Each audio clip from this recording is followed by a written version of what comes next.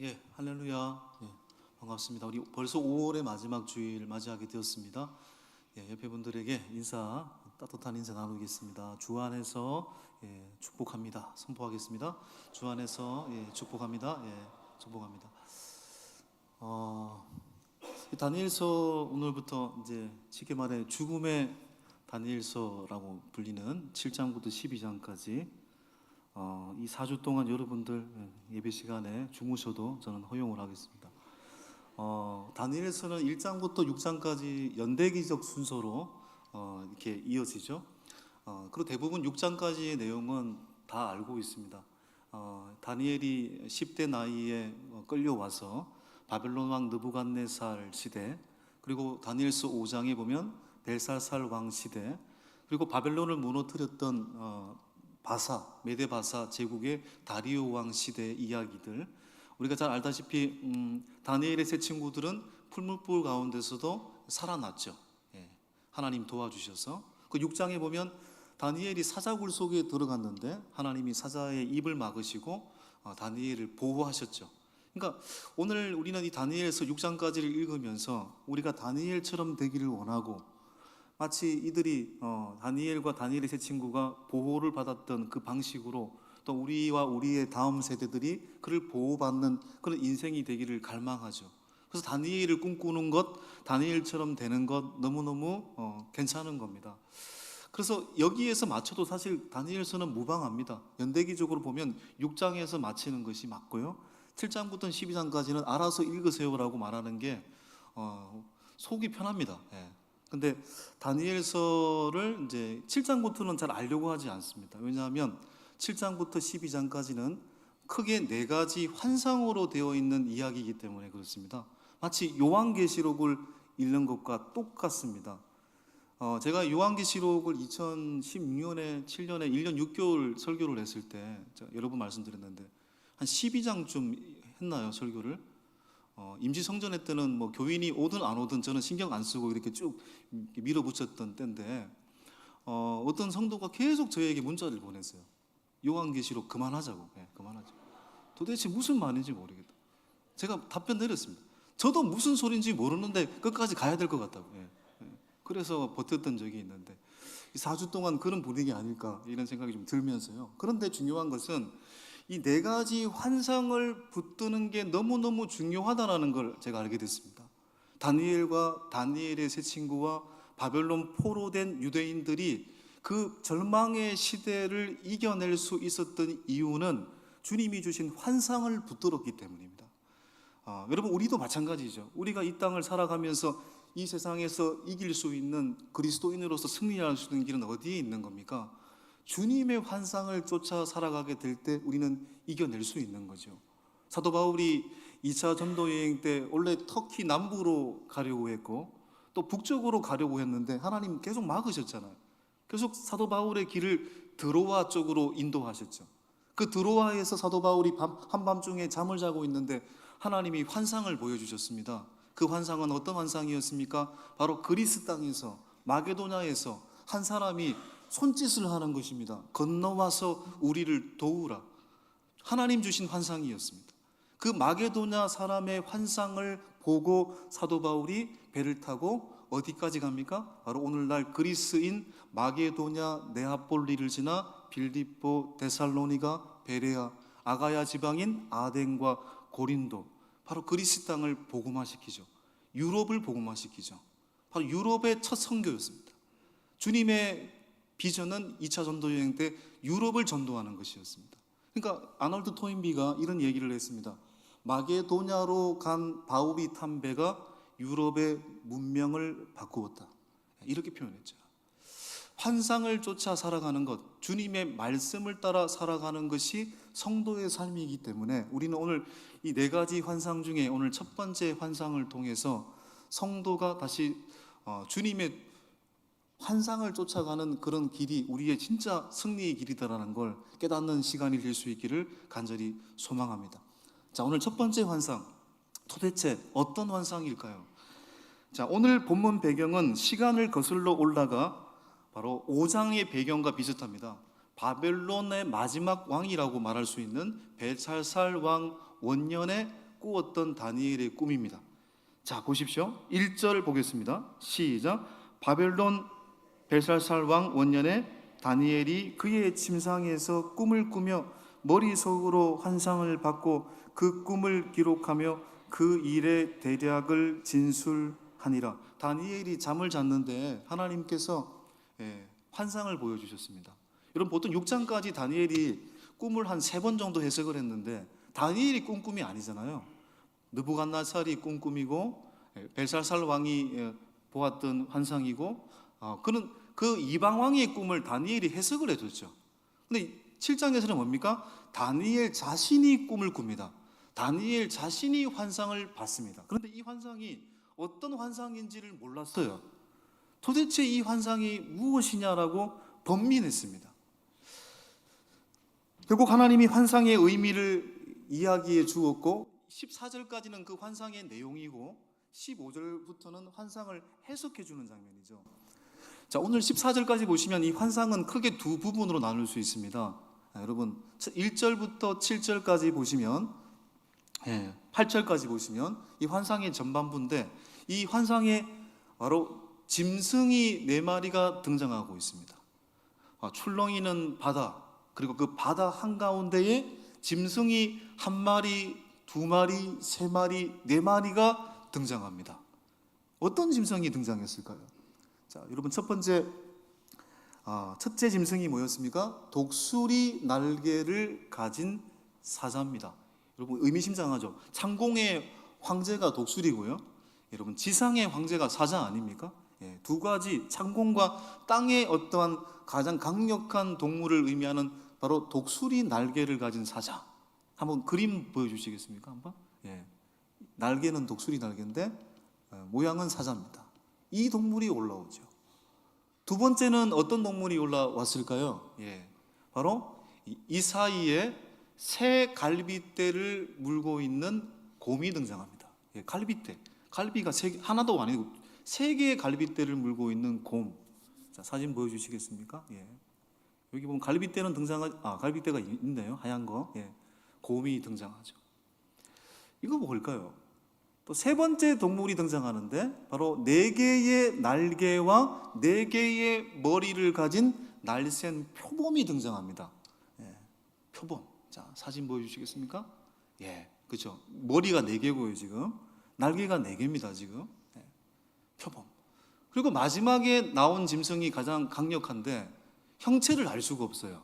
그래서 성경은 이렇게 표현하고 있습니다. 무섭고 놀랍고 강하고. 4번째 짐승, 새로 된 그 다음에 10개의 뿔을 가진 짐승이 등장하고 있습니다. 이렇게밖에 표현이 안 되어 있더라고요. 머리에 뿔이 10개죠.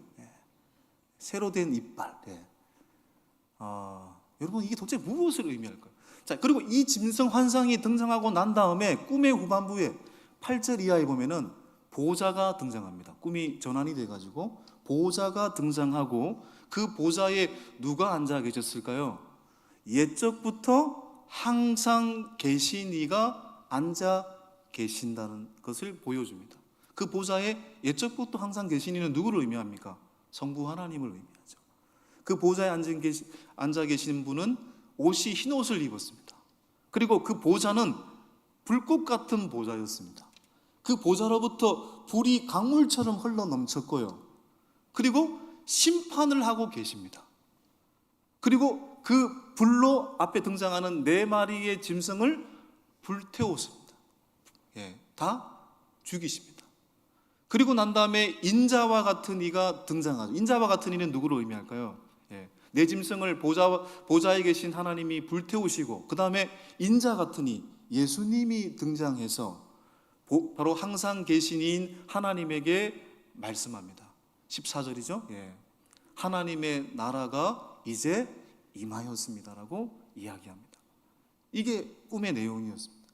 여러분, 이 꿈을 듣고 꿈을 보고 다니엘이 도대체 이게 무슨 꿈인지를 이해할 수가 없는 겁니다. 내 짐승 환상, 그 짐승을 보좌에 계신 이가 불태운다. 인자 같은 이가 나와서 하나님의 나라가 영원하다. 이게 도대체 무슨 꿈일까? 그래서 다니엘이 이 꿈을 해석할 수가 없으니까 15절을 보세요. 15절 시작. 나 다니엘이 중심에 근심하며 내 머릿속에 환상이 나를 번민하게 한지라. 이전에 왕들의 꿈을 쉽게 해석해 주었던 다니엘이 정작 자신의 꿈은 해석을 할 수가 없는 거예요. 여러분, 그러니까 이게 무슨 의미입니까? 사람은요, 다니엘이 그전에는 하나님이 주신 계시대로 말하는 것뿐이지 다니엘이 능력자가 아닙니다. 다니엘이 매일매일 주님의 뜻을 따라 살았기 때문에 다니엘에게 하나님이 환상을 보여주신 것이고 그 환상의 내용을 해석하게 해주신 것이지, 다니엘조차도 하나님이 보여주시지 않으면 알 수 없는 존재죠. 여러분, 성도는 어떤 존재입니까? 하나님이 보여주시고 계시하여야만 살 수 있는 존재입니다. 우리가 매일 왜 매주마다 예배를 드리는 겁니까? 이 예배를 통해서 하나님의 말씀을 듣고 주님의 임재 없이는 살 수 없는 사람들이 성도라는 것입니다. 바로 이 15절부터 결국 이해할 수 없는 이 꿈에 대해서 하나님이 해석을 해주죠. 여러분, 이 내 짐승 환상은 도대체 오늘날 우리에게 어떤 의미일까요? 어떤 것을 의미하며 우리가 어떻게 살아야 되는 걸까요? 여러분, 오늘 7장에 등장하는 이 꿈은요, 자세히 보시면 2장에 바벨론 왕 느부갓네살이 꿈을 꾸지 않습니까? 2장에 보면은 어떤 꿈을 꿉니까? 큰 신상의 꿈을 꾸게 되잖아요. 기억나십니까? 기억이 안 나야 저도 먹고 살죠. 기억이 아마 안 나는 것으로. 근데 말씀 드리면 제가 여러분 기억날 겁니다. 큰 신상. 재료가 다 다르죠? 재료가 달랐습니다. 머리는 뭘로 되어 있었습니까? 금으로 되어 있는 머리. 이 금으로 된 머리는 어떤 제국을 의미한다고 했습니까? 지금 다니엘을 끌고 왔던 바벨론 제국을 의미한다고 했습니다. 그리고 은으로 된 가슴과 팔. 은으로 된 가슴과 팔. 어떤 제국을 의미한다고 했습니까? 바로 바벨론을 무너뜨린 바로 메데바사 페르시아 제국을 의미한다고 했습니다. 그리고 동 또는 새로 된 배와 넓적다리. 새로 된 배와 넓적다리는 어떤 나라를 의미한다고 했습니까? 바로 메데바사를 무너뜨린 알렉산더로 대변되는 헬라 제국을 의미한다고 했습니다. 그리고 다리, 종아리, 새와 진흙으로 혼합되어 있는 새와 종아리는 어떤 나라를 의미하는 것입니까? 바로 헬라 제국을 무너뜨린 로마 제국과 앞으로 나타나게 될 세상의 모든 제국을 의미한다고 했습니다. 그런데 이 신상을 하늘로부터 날아온 뭐가 무너뜨립니까? 뜨인 돌. 뜨인 돌은 누구를 의미하는 것이죠? 예수 그리스도로 대변되는 뜨인 돌이 그 신상을 무너뜨리죠. 무슨 얘기입니까? 세상의 제국은 언젠가는 무너지지만 하나님과 하나님의 나라만 영원히 서게 될 것이다. 이게 2장에 등장하는 금신상의 환상의 해석이었습니다. 근데 오늘 7장도 사실 맥락은 똑같아요. 여러분, 오늘 바다에서, 여러분이 고대 사회에서, 특히 구약 성경에서 바다는 어떤 의미일까요? 바다는 악이 출몰하는 곳을 의미하는 겁니다.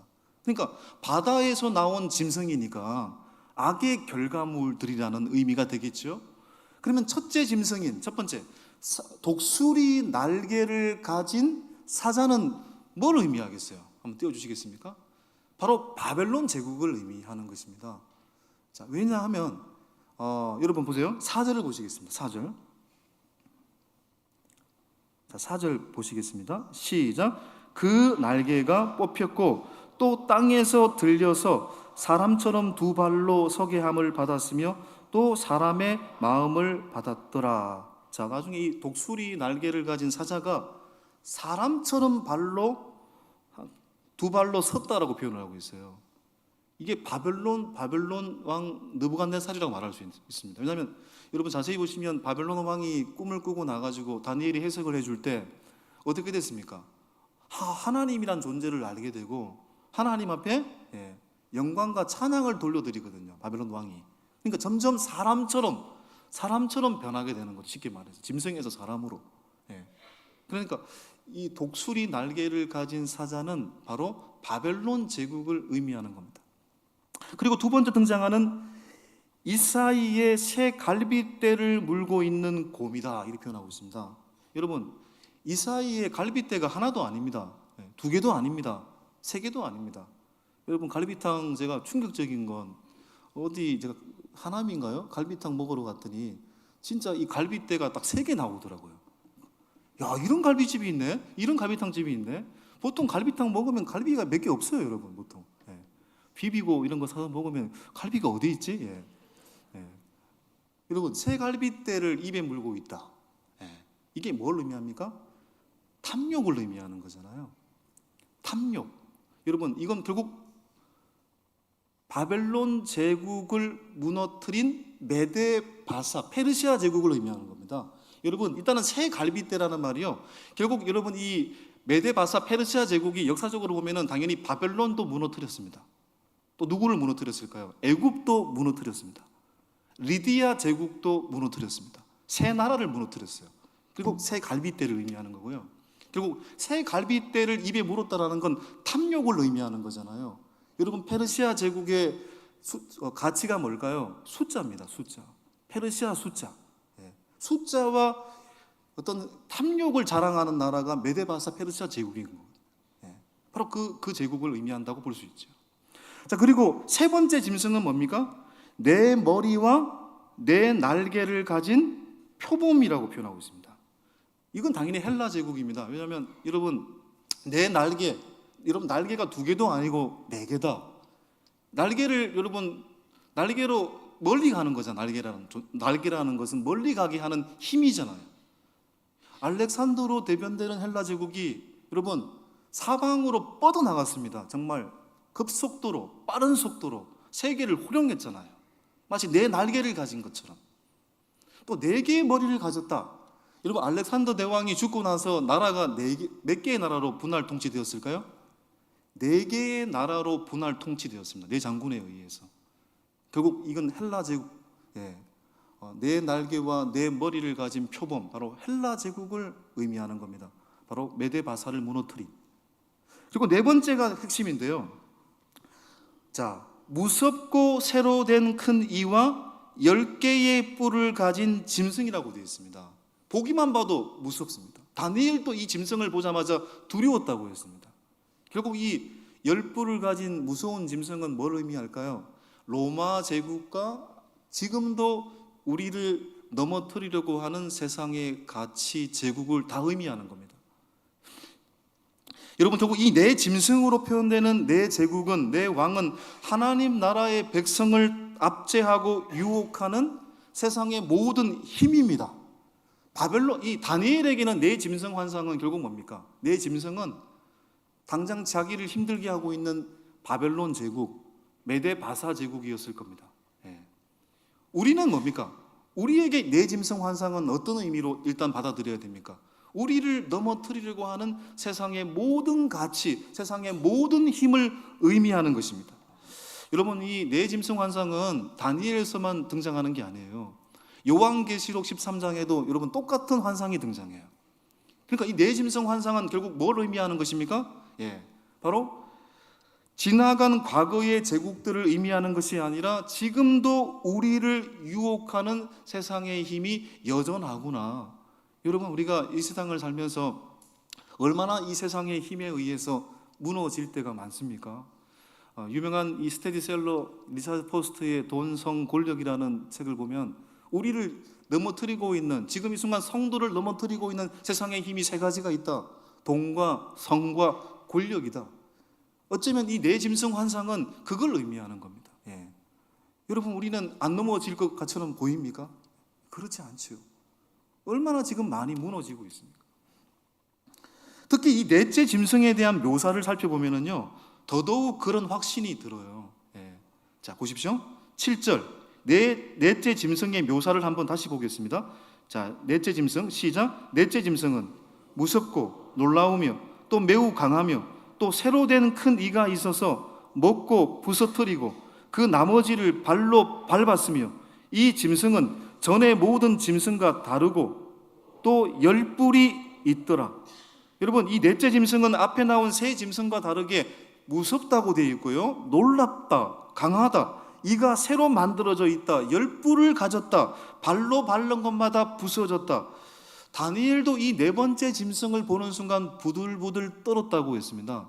예, 두려웠다고 했습니다. 도대체 이 네 번째 짐승은 뭘 의미하는 걸까요? 로마 제국만을 의미하는 것일까요? 예, 아니죠. 이 네 번째 짐승은 우리로 하여금 하나님도 어떻게 할 수 없어, 하나님도 어떻게 할 수 없다니까, 그게 바로 네 번째 짐승을 의미하는 겁니다. 여러분, 오늘날 하나님도 어떻게 할 수 없어 이렇게 생각되는 여러분에게 네 번째 짐승은 뭘까요? 근데 중요한 것은 다니엘은 누구나 이 네 번째 짐승 앞에 직면해 있다라고 이야기하고 있습니다. 그러니까 결국 이 첫 번째 환상의 의미가 뭡니까? 네 짐승의 환상이 주는 첫 번째 의미가 뭡니까? 첫째 의미는 세상은 만만히 볼 세상이 아니라는 의미잖아요. 세상을 만만하게 보지 말라는 의미인 것입니다. 세상은 생각보다 강력하고 치명적인 매력을 갖고 있다는 것입니다. 여러분, 종종 우리는 내 힘으로 이길 수 있다라고 이야기를 하잖아요. 나 혼자 믿어도 잘 믿을 수 있어, 쉽게 말해서. 우리나라 개신교 인구가 850만 명으로 잡아봤을 때 200만 명이 가나안 교인입니다. 가나안 교인. 가나안 교인이 뭡니까? 가나안을 거꾸로 하면 안나가 교회죠. 안나가 교인. 200만 명이 나는 교회를 안 다니지만 크리스찬이야라고 말하고 있는 사람들입니다. 여러분, 정말 혼자 잘 믿을 수 있을까요? 나 혼자 성경을 열심히 읽고 변질되지 않고 잘 믿을 수 있을까요? 실제로 역사 속에서 우리나라 김교신이라는 기독교 지도자가 한 명 있었죠. 이분이 일으켰던 운동이 무교회주의입니다. 무교회 운동을 했습니다. 기존의 교회는 너무 썩었고 변질됐다. 우리는 정말 변질되지 않는 제도로서의 교회가 아니라 정말 무교회를 만들자. 교회 없이도 하나님을 잘 믿을 수 있는 길을 만들자. 근데 여러분, 그것 자체가 이미 어폐가 있는 겁니다. 무교회주의라는 운동 자체가 이미 공동체를 만든 거니까 또 다른 교회를 만든 거죠. 말이 안 되는 얘기입니다. 여러분, 나 홀로 주님을 잘 믿을 수 있을까요? 성경은 말하고 있습니다. 삼겹줄이 쉽게 끊어지지 않는다고 했습니다.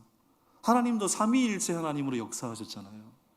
성부, 성자, 성령 삼위일체 하나님으로 우리 가운데 보여주신 이유는 뭡니까? 우리도 공동체 속에서 믿어야만 건강한 믿음을 지닐 수 있다는 것을 말하는 것이잖아요.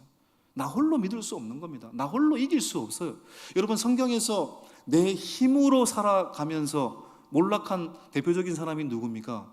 삼손이라는 사람. 삼손. 여러분, 삼손은 태어날 때부터 어떤 사람으로 여러분 선택되었습니까? 나실인은 뭘 지켜야 되는 겁니까? 하나님 말씀을 지키는데 어떤 말씀을 지켜야 됩니까? 삭도를 대지 말아야 되고요, 독주를 멀리해야 되고요, 시체를 가까이 하지 말아야 했습니다. 근데 삼손이 이 하나님의 명령을 다 어겨버렸어요. 여성 편력이 대단하다 보니까 그는 이 모든 세 가지를 다 어겼습니다. 하나님의 말씀을 지킴으로써 갖게 되는 힘과 능력이 아니라 내 힘으로 끝까지 밀어붙이다가 결국 삼손이 어떻게 됐습니까? 두 눈이 뽑히고 머리가 잘리고 끝내 감옥에서 맷돌질을 하는 비참한 신세가 되지 않았습니까? 여러분, 우리의 힘으로 살 수 없습니다. 우리의 능력으로 살 수 없습니다. 쉽게 말해 세상을 가볍게 보지 말아야 되는 겁니다. 세상은 마치 무섭고 강하고 열불을 가진 짐승과 같습니다. 죄를 두려워해야 되는 것입니다. 여러분, 죄라는 건 결국 어떤 겁니까? 한 번에 우리에게 오지 않습니다. 매일매일 잠식당하는 세상의 가치에 우리가 몰락하는 거예요. 그러니까 이 말은 역으로 매일매일 주님을 바라보는 것이 그래서 중요하다는 거예요. 자, 그리고 두 번째 이 넷째 짐승의 네 가지 짐승의 환상의 의미, 두 번째 의미가 뭘까요? 두 번째 의미이자 마지막인데요. 자, 세상 만만히 보지 마라. 두 번째는 뭡니까? 세상을 다스리는 진짜 통치자를 바라보라는 의미인 겁니다. 진짜 통치자를 바라보. 여러분, 네 번째 짐승, 무섭고 10개의 뿔을 가진 짐승 앞에서 믿음의 용사 다니엘도 두려워했습니다. 28절 또 15절인가요? 번민했다고 되어 있습니다. 번민했다. 그렇다면 누가 이 넷째 짐승 앞에 떨지 않고 담대할 수 있을까요? 무서운 넷째 짐승과 싸울 수 있는 용기는 어디에서부터 나오는 걸까요? 그것은 무시무시한 이 넷째 짐승에 대한 묘사가 끝나고 한 분이 등장하십니다. 등장하시는 한 분으로 말미암아 우리는 승리할 수 있는 겁니다. 자, 보십시오. 9절, 10절 보겠습니다. 시작. 내가 보니 왕자가 놓이고 옛적부터 항상 계신 이가 좌정하셨는데 10절.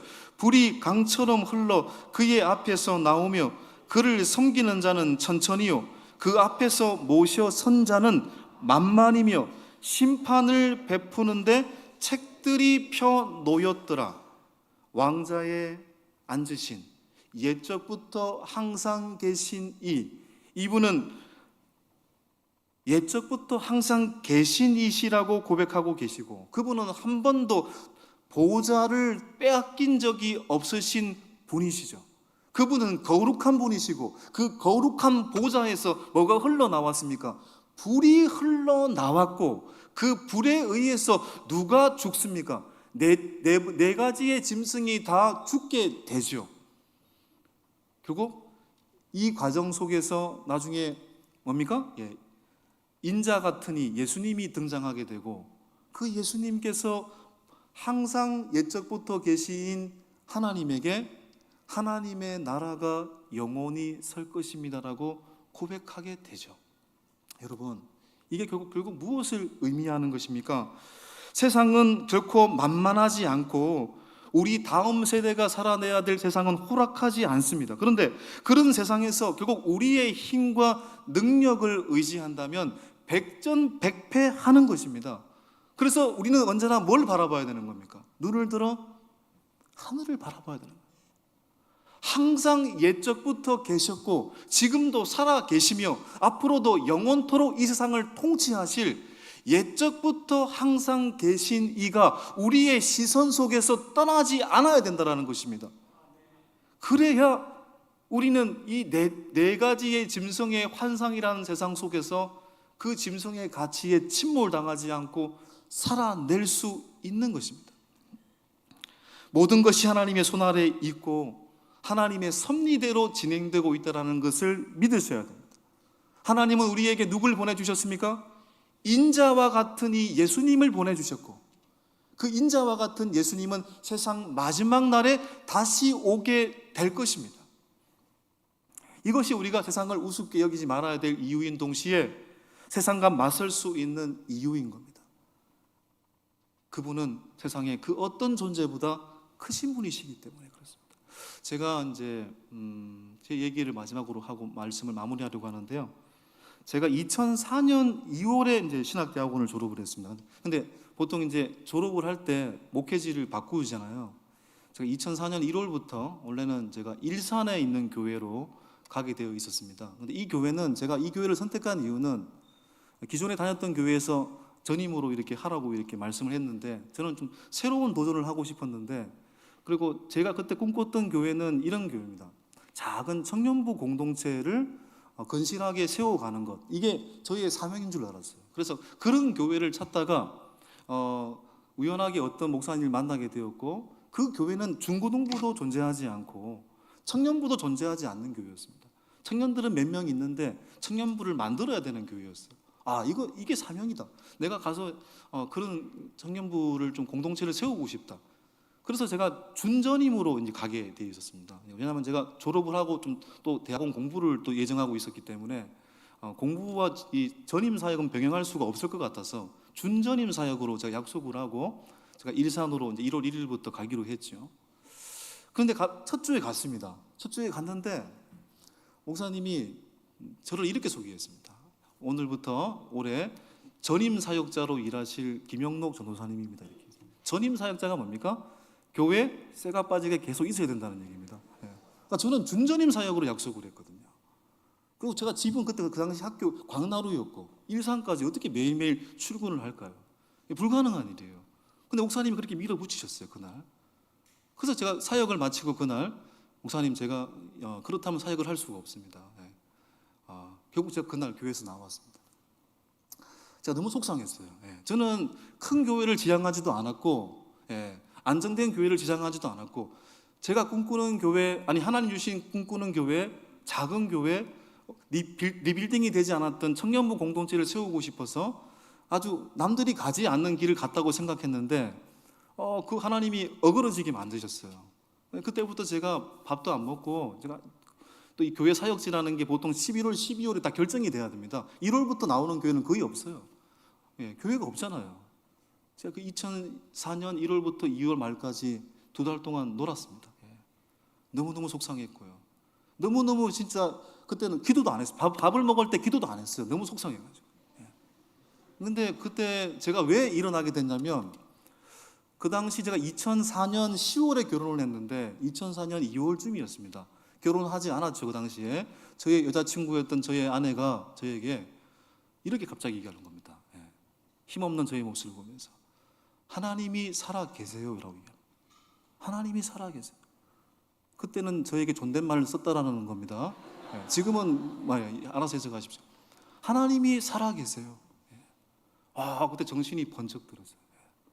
하나님이 살아 계시. 아무것도 아니잖아요, 여러분. 2달 노는 게 얼마나 좋습니까? 어떤 의미에서 뜻이 있는 거고. 아무것도 아닌 것 앞에 힘없는 저의 모습을 보면서 하나님이 살아 계세요. 오늘 보면 그걸 얘기하고 있지 않습니까, 여러분? 하나님은 시퍼렇게 살아 계시는 분이십니다. 옛적부터 항상 계신이었고 지금도 살아 계시며 앞으로도 영원토록 우리의 삶과 우리의 인생을 통치하실 분이십니다. 잠시의 짐승의 환상, 짐승이 우리를 괴롭게 할 수 있죠. 이건 잠시입니다. 끝내 마귀의 역사는 주님에 의해서 불사름을 당하게 될 것이고 반드시 주님의 공의는 서게 될 것이고 우리의 눈물을 닦아주실 주님이심을 믿습니다. 그것을 말하고 있는 것이 내 짐승 환상인 겁니다. 여러분, 오늘 지금 이 순간 이해할 수 없는 눈물을 흘리시는 분도 계실 텐데, 여러분 오늘 이 말씀을 듣고 옛적부터 지금까지 앞으로도 여러분의 인생을 통치하실 그 하나님, 여러분의 눈물을 반드시 닦으실 그 하나님 믿으시면서 오늘 또 하나님 바라보며 보좌에 계신 그분을 소망하면서 승리하는 길을 걸어가실 수 있는 우리 모든 성도들 될 수 있기를 주님의 이름으로 축원합니다. 이 시간 함께 말씀을 기억하시면서 찬송가 390장 찬양하도록 하겠습니다.